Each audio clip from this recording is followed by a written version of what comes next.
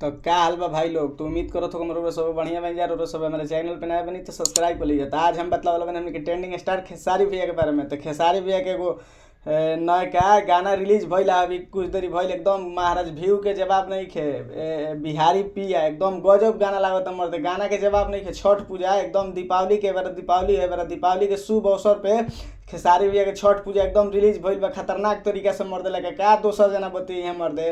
खेसारी भैया के दबाव वाला कोई बा आज के डेट में कोई नहीं खे मर्दे। काहे ना कौनो जना हो खस मर्दे। खेसारी भैया जब कह दिए तो पे तो हम लोग के रहेंगे के बा मर्दे। अपने आप के बड़का स्टार बुझल लोग मर्दे। स्टार ना तो हम लोग के धलास बड़ा लोग मर्दे। खेसारी भैया के तहनियो लोग के बस के बात बता देबो ए मर्दे। लाजो नहीं खेलागत कहे में खेसारी भैया एकदम जी तो हम लोग मर्दे। बिहारी पिया आता ना मस्त गाना बा एकदम का हम कही मर्द बात मन पूछो। पवन सिंह का बती है मर्द। अभी 1 करोड़ वाला आवत है यानी 1 नवंबर के ना तो 2 नवंबर के 1 करोड़ वाला गाना है आज खेसारी भैया के मर्द। धाकड़ बनल बा ऊ वाला तो एकदम गजब वायरल हुई मर्द। का हम तो लोग कही मर्द।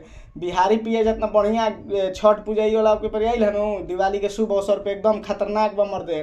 का दोसर जना बतिये मर्द। पवन सिंह हो चाहे कौनो सिंह हो मर्दे। खेसारी भैया के तोहरे बस के बात बा मार्केट से गिरा देबो। तोहरे बस के बात बा मार्केट से गिरावल उहे न कहते नहीं मर्दे। अपन आपके का बुझल बड़का स्टार बुझल स्टार ना तो तू कपार बड़ा मर्दे।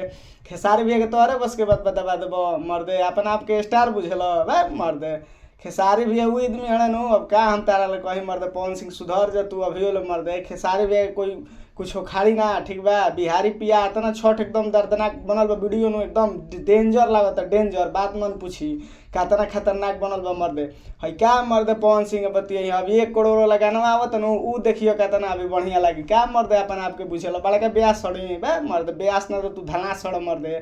खेसारी भैया के तोहरे बस के बात बा मार्केट से गिरा देबो मार्केट से गिरा देबो मर्दे। अपन आपके बड़का ब्यास बुझल भक मर्दे है मर्दे।